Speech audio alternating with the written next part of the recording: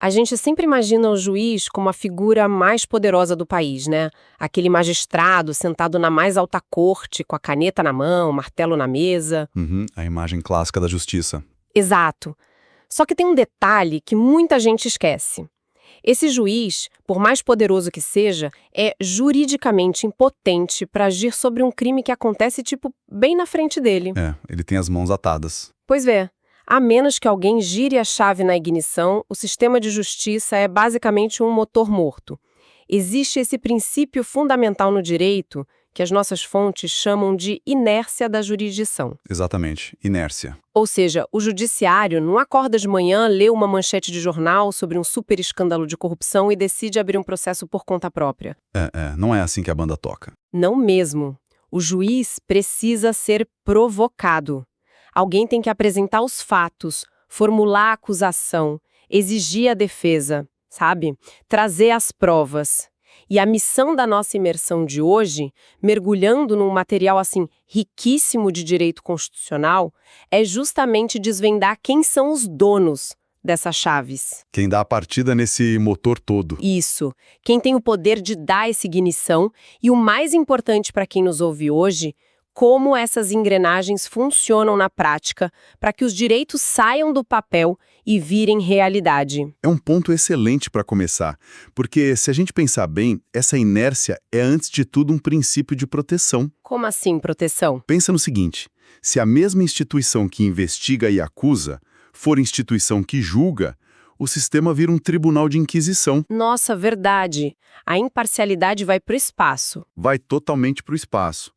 Então, para que o juiz permaneça neutro, ali observando o embate meio que de cima, a Constituição precisou criar estruturas super blindadas para fazer o trabalho pesado, o trabalho sujo de litigar. Que é o que o texto constitucional chama de funções essenciais da justiça. Isso. São instituições que receberam tipo um arsenal de prerrogativas e garantias bem pesadas, justamente para que possam enfrentar o poder do Estado, o poder econômico, o crime organizado. Sem serem esmagadas no meio do caminho, né? Exato. Porque um julgamento só é justo de verdade se as forças que estão debatendo ali na frente do juiz operarem num nível de igualdade estrutural. Certo, ok. Vamos destrinchar isso. Partindo da premissa de que o juiz precisa ser provocado, a primeira força que ganha muito destaque nas nossas fontes é o Ministério Público. O famoso MP. Isso. Lendo as notas, a imagem que me veio à mente na hora foi a de um sistema imunológico social, mas com um detalhe meio intrigante. Qual detalhe? É um sistema imunológico que, às vezes, tem autorização para atacar o próprio corpo do Estado, sabe? Se detectar uma anomalia, ele vai lá e ataca. É a instituição que atua como o grande fiscal da lei, defendendo a ordem jurídica, o regime democrático. E os interesses indisponíveis, que é um termo técnico bem importante. Aqueles direitos que a sociedade não pode simplesmente abrir mão. Exatamente. O que é fascinante aqui é como a arquitetura do Ministério Público, que o pessoal do direito chama de parquet, foi desenhada para garantir que essa fiscalização não seja paralisada por pressões externas. Tem que ter uma blindagem. Muita blindagem. Para funcionar como esse cão de guarda implacável, a instituição opera sob 3 princípios estruturais que andam sempre juntos: a unidade, a indivisibilidade e a independência funcional. Tá, traduzindo isso para a prática, como funciona? Na prática, a unidade e a indivisibilidade significam que o Ministério Público é tipo um corpo único. Se um promotor passa anos investigando uma rede de corrupção super complexa e, de repente, Ele tira uma licença médica. ou é promovido ou tira férias, a defesa dos acusados não pode virar e falar que quer a anulação do processo porque o promotor mudou. Ah, entendi. O promotor que assume a cadeira no dia seguinte substitui o anterior de forma perfeitamente válida. Porque quem está assinando a denúncia não é o promotor João ou a promotora Maria, é o Ministério Público. O processo não sofre descontinuidade nenhuma. Essa lógica é muito inteligente porque garante que a instituição não fique refém de uma pessoa só, né? E evita que ameaças contra um promotor específico paralisem uma investigação inteira. Com certeza. Mas as fontes traziam um contrapeso a essa ideia de corpo único, que é justamente a independência funcional. Ah, eu vi isso. O promotor atua pela instituição, mas ele não recebe ordens sobre o que pensar. Exato. Um procurador-geral, que é o chefe, não pode simplesmente ligar para um promotor lá na base e ordenar o arquivamento de um inquérito só por conveniência política. A convicção jurídica de quem está com o processo na mão é inviolável. E essa independência é claramente o núcleo do poder do MP. Mas lendo o material, a gente nota que isso exige limites claros, né? Porque todo poder irrestrito de investigar carrega junto o embrião do poder de perseguir. É o grande risco de qualquer superpoder institucional. Pois é, as fontes mostram muito bem como o Supremo Tribunal Federal precisou estabelecer fronteiras para esse poder investigatório próprio do MP. O STF validou que o MP pode investigar, mas colocou marcos que são inegociáveis. E um exemplo clássico que está no material é a súmula vinculante número 14. Nossa, essa é fundamental, porque historicamente tinha um embate enorme sobre investigações sigilosas, onde a defesa da pessoa investigada não fazia ideia do que estava acontecendo. Uma coisa meio sombria, né? Totalmente. Aí o Supremo foi lá e determinou que a defesa tem direito de acesso amplo a todas as provas que já foram documentadas no inquérito. O sigilo até pode existir para coisas futuras, tipo uma escuta telefônica que ainda está rolando. Claro, para não estragar a operação. Exato, mas o que já está no papel ou o que já foi produzido não pode ser escondido de quem está sendo investigado. É a garantia de que ninguém vai lutar contra um fantasma num processo super kafkiano. E falando nesses limites, existe uma fronteira rígida, que é a reserva de jurisdição. O Ministério Público tem, de fato, um arsenal investigativo gigante, mas ele não pode quebrar sigilos bancários, fiscais ou telefônicos por conta própria. Ele não tem a chave do cofre nesse caso. Não tem. Para invadir essa esfera de privacidade que a Constituição protege, o promotor obrigatoriamente tem que bater na porta do judiciário. Tem que pedir permissão para o árbitro. Isso. Ele apresenta os indícios e pede que o juiz autorize a quebra. É uma separação bem clara entre quem investiga e quem garante os direitos fundamentais. E se conectarmos isso ao cenário maior da estrutura da instituição, a gente vê que essa necessidade de controle não vem só de fora. Não vem só do judiciário. Exato. Precisa existir internamente também. O Ministério Público tem uma capilaridade colossal pelo Brasil. Existe o Ministério Público da União, Que abrange o federal, do trabalho, o militar e o do Distrito Federal, né? E ainda tem os Ministérios Públicos de cada um dos estados.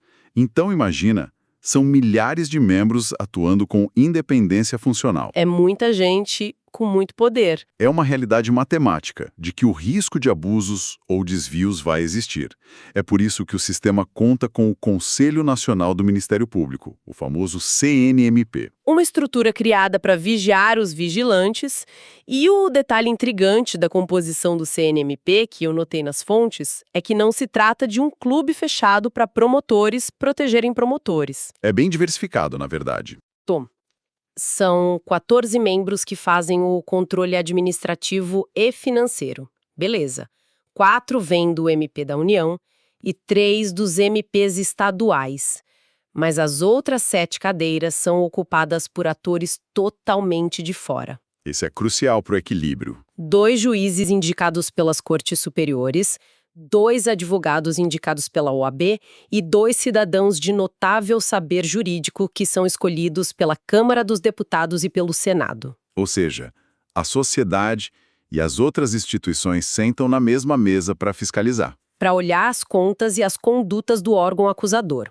Mas aprofundando um pouco mais, tem um ponto de tensão enorme nas notas quando a gente olha para o topo dessa estrutura federal, que é o Procurador-Geral da República, o PGR. O debate sobre o PGR é uma das questões institucionais mais complexas do país. Totalmente. Porque, olha só, o PGR é escolhido pelo presidente da República entre os integrantes da carreira maiores de 35 anos. O mandato é de 2 anos, o que até parece razoável. 2 anos é um tempo padrão. Só que o contraste gritante surge na regra de recondução. Enquanto os procuradores gerais de justiça, que são os chefes nos estados, só podem ser reconduzidos ao cargo uma única vez, O chefe máximo do MP federal não tem limite nenhum. Nenhum. O presidente pode reconduzir o PGR indefinidamente. E a reflexão que salta aos olhos nessa dinâmica é o risco de complacência. Pensa bem, se o PGR tem a caneta para investigar o presidente, mas depende desse mesmo presidente para se manter no cargo a cada 2 anos, a falta de limite de mandato não acaba enfraquecendo a independência da ponta da lança do sistema? Isso levanta uma questão importantíssima sobre o equilíbrio entre alinhamento institucional e independência. A lógica original para essa ausência de limite, historicamente falando, era permitir que o chefe do executivo mantivesse no comando da instituição alguém que tivesse um alinhamento com as políticas criminais macro do Estado naquele momento. Entendi, uma sintonia. Mas a crítica sobre a perpetuação política e o risco de captura da chefia é amplamente debatida. É um ponto onde o desenho da nossa Constituição aposta muito alto no controle recíproco. O famoso freios e contrapesos. Exatamente. Porque o presidente nomeia e reconduz, mas o Senado precisa sabatinar e aprovar essa escolha. Na teoria, o Senado funciona como uma barreira contra nomeações que sejam puramente subservientes. O que nos leva a um atrito inevitável no funcionamento da máquina. Se o Ministério Público passa o tempo todo processando o governo, investigando contratos, exigindo medicamento de alto custo, embargando obra por questão ambiental, É processo que não acaba mais. como o governo se defende? Porque o Estado é a maior e mais complexa estrutura do país. É o maior litigante do sistema. Se o motor do judiciário é acionado contra o Estado, ele precisa de uma defesa à altura, certo? E aqui é onde a coisa fica realmente interessante. Quando a gente entra na segunda função essencial, a advocacia pública. A advocacia pública representa a inteligência jurídica de defesa e de estruturação do Estado. O trabalho dele se divide em 2 grandes eixos. Quais são? O primeiro é a representação judicial, que é literalmente ir para o tribunal defender os cofres públicos e os atos da administração. O segundo é a consultoria jurídica, que é um trabalho preventivo. Ah, tipo, olhar o contrato antes de assinar. Perfeito. Antes de um ministério assinar um contrato bilionário para construir uma rodovia ou lançar um edital super complexo, a advocacia pública precisa analisar cada vírgula. Isso garante que a medida é legal e previne justamente que o MP ache irregularidades lá na frente. E isso é dividido na Advocacia Geral da União, a AGU, e nas Procuradorias dos Estados e Municípios. Dá para visualizar a advocacia pública como a firma de advogados corporativos da maior empresa do mundo, o Estado brasileiro. E a base da instituição é inteiramente formada por profissionais de carreira que passam por concursos públicos super rigorosos, Pessoas que têm estabilidade. que garante a memória institucional. Mas as fontes destacam uma exceção no topo da hierarquia que me chamou muita atenção e sempre gera debate. A figura do Advogado-Geral da União. Isso. O AGU, que é o chefe máximo da estrutura federal, não precisa ser um membro da carreira. Não precisa ser concursado. Basta ser um cidadão maior de 35 anos com um notável saber jurídico e reputação ilibada. É uma posição de livre nomeação pelo presidente. E o Supremo já decidiu que essa mesma lógica de livre nomeação se estende para os estados. Pois é. Mas a minha dúvida é, ao permitir que a liderança da defesa técnica seja alguém totalmente de fora, baseada só em confiança política, o sistema não corre o risco de confundir a defesa do Estado com a defesa pessoal do governante de plantão. Se conectarmos isso ao cenário maior, a separação entre o que é Estado e o que é governo é a chave para desvendar esse aparente paradoxo. Como assim? O Estado é a estrutura permanente do país. Já o governo é a administração transitória, que foi eleita para aquele mandato. A base concursada da advocacia pública existe para proteger a permanência do Estado. Esses procuradores têm a estabilidade necessária para, por exemplo, emitir um parecer negando um projeto político se ele ferir a Constituição. Sem o medo de serem demitidos no dia seguinte. A estabilidade age como um escudo contra pressões momentâneas. Exato. Porém, a figura do advogado-geral da União, ou do procurador-geral de Estado, transita numa zona meio híbrida. O chefe do executivo que está governando o país hoje precisa de um aconselhamento jurídico diário, estratégico, que é altamente sensível. Imagina um presidente enfrentando uma crise institucional gigantesca. Ele precisa de alguém de confiança total do lado dele. Uma confiança pessoal absoluta. Por isso a Constituição permite essa livre nomeação no topo. O desenho busca um equilíbrio muito sutil. A base técnica protege a legalidade do Estado a longo prazo, enquanto o topo político viabiliza a execução jurídica da agenda do governo eleito. É uma simbiose bem complexa.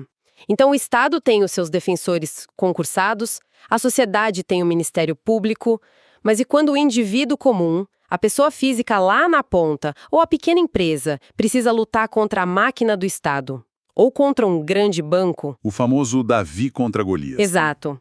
Como o cidadão comum consegue atravessar a porta do tribunal, acessar o juiz e não ser esmagado pela linguagem e pelas regras implacáveis do processo? A resposta, claro, é a terceira engrenagem do nosso sistema, a advocacia privada. O texto da Constituição é super categórico logo de início ao definir o advogado como indispensável à administração da justiça, porque o sistema jurídico opera num idioma próprio, sabe? Prazos exíguos, regras draconianas, ritos super específicos. Não dá para simplesmente bater na porta do juiz e falar eu quero meus direitos. Não, de jeito nenhum. Salvo exceções raríssimas, tipo habeas corpus ou pequenas causas nos juizados especiais. Fora isso, o advogado funciona como o tradutor oficial e o escudo técnico do cidadão. Ele é o único habilitado a pegar a indignação social e transformar numa demanda jurídica viável. E para garantir que esse tradutor não seja intimidado pelas forças que ele está combatendo, a Constituição concede imunidades bem robustas, né? O advogado é inviolável por seus atos e manifestações no exercício da profissão. Mas dentro dos limites da lei, claro. Sim, evidente que não é um salvo-conduto absoluto. As fontes pontuam bem que essa imunidade não abrange, por exemplo, o crime de desacato contra um juiz. Existe uma linha entre a defesa vigorosa e o desrespeito institucional. Mas tem prerrogativas que eu achei fascinantes nas notas, tipo o direito à prisão em sala de estado maior para advogados antes de uma condenação definitiva. Isso gera muita curiosidade. Mas não é um privilégio estético ou elitismo. Não. Não. É uma barreira contra encarceramento degradante sendo usado como ferramenta de pressão policial ou estatal contra quem está trabalhando na defesa de acusados. Faz todo sentido. Agora, o elemento que realmente chama atenção no material sobre advocacia é o status da sua entidade de classe, a OAB. Lendo a jurisprudência do Supremo, a OAB desponta como o verdadeiro ornitorrinco jurídico da nossa Constituição. Uma analogia perfeita. A definição de um ornitorrinco se encaixa direitinho na singularidade da OAB, porque o animal mistura características de várias classes e é super difícil de categorizar. Exatamente. O STF, em julgamentos tipo a ADI 3026, definiu a OAB como um serviço público independente. O tribunal literalmente categorizou a ordem como uma entidade ímpar. Ela usufrui de imunidade tributária total, arrecada contribuições milionárias e tem o poder de aplicar aquele exame de proficiência obrigatório. O temido exame de ordem. Que é o único caminho para exercer a profissão. O STF já sacramentou que exigir essa prova é constitucional, porque a má atuação de um advogado pode custar a liberdade de alguém, então justifica a restrição. Mas o que me deixou intrigada é que, apesar de ter poderes típicos de Estado, a OAB não se sujeita às regras tradicionais da administração pública. Ela não faz concurso público igual uma autarquia. E não tem as contas julgadas pelo TCU nos mesmos moldes dos órgãos estatais. Como é que se justifica que uma instituição arrecade tanto, aplique prova restritiva e opere com tamanho grau de independência? O motivo por trás dessa anomalia, entre aspas, é de uma profundidade histórica imensa. A razão primária da existência da advocacia é conter o arbítrio do Estado contra o indivíduo. Se a OAB fosse classificada como uma autarquia comum da administração pública, ela estaria, no fim das contas, atrelada à estrutura do executivo. E aí, os orçamentos e as normas dela poderiam ser estrangulados por decisões de governo. Se o governo controlasse o orçamento de quem defende os acusados, ele poderia calar a defesa inteira. A lógica é exatamente essa. O STF blindou a OAB com esse status singular porque a entidade precisa de absoluta liberdade financeira e administrativa para enfrentar a União, processar governadores, questionar atos de juízes, sem o medo de que o Estado corte a verba dela ou interfira na punição de advogados que se oponham ao regime. É o reconhecimento de que a advocacia só consegue proteger a sociedade contra o Estado se ela não for um puxadinho desse mesmo Estado. Uma armadura institucional brilhante, eu diria. Brilhante mesmo. Mas a gente sabe que essa estrutura esbarra num gargalo social brutal, que é o cenário perfeito para a nossa quarta engrenagem. A Defensoria Pública. Exatamente, porque a lógica do advogado particular como escudo funciona lindamente para quem tem dinheiro para contratar o melhor tradutor do mercado. Mas e quando a pessoa está prestes a perder a casa, ou o direito à saúde, ou a própria liberdade, enfrentando a máquina do Estado cheia de procuradores e ela não tem um único centavo no bolso? É o cenário da maioria da população, infelizmente. Então, o que isso tudo significa, na prática, para a população vulnerável? A resposta estrutural para nivelar esse campo de batalha é a Defensoria Pública, o grande nivelador. A Defensoria é a materialização pura do direito de acesso à justiça. Ela é encarregada da orientação jurídica, da promoção dos direitos humanos e da defesa dos necessitados. Mas é essencial notar como a instituição evoluiu. Historicamente, a assistência jurídica aos mais pobres era tratada quase como uma caridade. Por favor do Estado. Exato.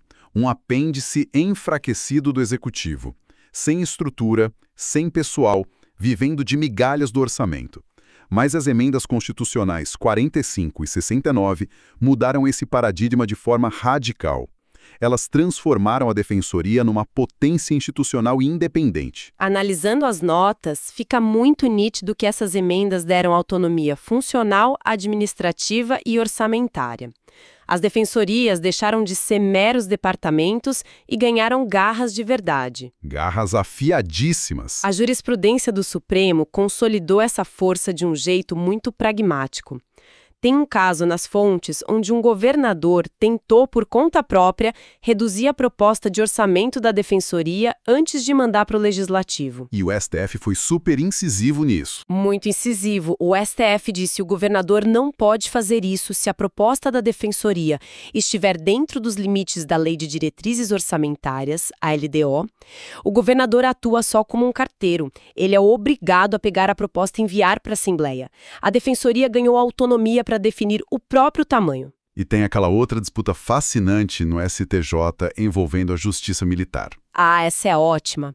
Magistrados tentaram obrigar a Defensoria a lotar defensores em tribunais militares para acelerar os processos de lá. A Defensoria bateu o pé e falou não. Argumentou que os recursos humanos são escassos e a prioridade de alocação, se é em vara de família ou criminal comum, é uma decisão interna da instituição, não do juiz. E o STJ deu ganho de causa para a Defensoria. Blindou a autonomia administrativa contra a interferência do próprio judiciário. Essas vitórias mostram a consolidação do que a gente chama de igualdade de armas. Mas isso levanta uma questão importante, porque a revolução mais profunda no papel da Defensoria se deu na ampliação das ferramentas dela. Da tutela coletiva, né? Isso. Durante muito tempo, o trabalho da Defensoria era muito focado no varejo jurídico, a defesa individual, aquele cidadão que precisa de uma cirurgia, a mãe buscando pensão alimentícia. Que é um trabalho vital. Óbvio. Vital, mas não altera as estruturas da desigualdade no país. O STF, ao reconhecer a legitimidade da Defensoria Pública para propor a ação civil pública, permitiu que a instituição passasse a operar no atacado. Isso muda a escala do impacto de um jeito drástico. Em vez de entrar com 500 ações individuais pedindo vagas em creche, congestionando o judiciário inteiro, a Defensoria usa a ação civil pública para processar a prefeitura de uma vez só. Exigindo a construção de uma creche para toda a comunidade. É a Defensoria saindo do papel de apagador de incêndio e virando formuladora de políticas públicas, pela via judicial. Incrível. Mas as notas pontuam que ela não tem o monopólio disso, né? Não tem. A necessidade no Brasil é vasta demais para uma instituição só dar conta. O Supremo já pacificou que os municípios também podem criar e manter sistemas próprios de assistência jurídica para a população local. O acesso à justiça é um dever solidário de todas as esferas de governo. Chegando na nossa reta final, observar esse maquinário completo funcionando é como olhar para um relógio suíço, onde as engrenagens são desenhadas especificamente para tritar umas com as outras. É um atrito necessário. Exato. Ficou claro hoje que a figura do juiz, embora central, é só o árbitro de um sistema que depende vitalmente da força dos seus litigantes. Se o MP perde independência, a corrupção não é denunciada, se a advocacia pública é aparelhada, o Estado faz contratos ruinosos, se a advocacia privada perde prerrogativas, o cidadão é silenciado, e se a defensoria fica sem dinheiro, a justiça vira balcão de negócios só para quem pode pagar. A solidez de uma democracia pode ser medida pela capacidade dessas instituições exercerem seus papéis sem intimidação, garantindo que o embate seja técnico e não baseado no desnível de poder. O que nos deixa com uma provocação instigante para o encerramento da nossa imersão de hoje. Vimos que o MP, a Advocacia Pública, a OAB e a Defensoria conquistaram autonomias inéditas e um grau de blindagem constitucional raro no mundo. Muito raro. A pergunta que fica no ar para quem nos acompanha é a seguinte: num cenário de tensão máxima, onde o MP acusa com força incontestável, a advocacia do Estado defende o governo com estabilidade blindada, a defensoria exilia direitos com orçamentos independentes e os advogados operam totalmente imunes à administração pública, o que acontece quando todos esses titãs independentes entram em colisão direta num único caso nacional? Essa teia de atores fortemente armados e inatingíveis é a garantia absoluta contra a tirania? Ou a gente está alimentando um ecossistema projetado para viver num eterno e paralisante curto-circuito institucional? Fica o pensamento para explorar. Até a próxima!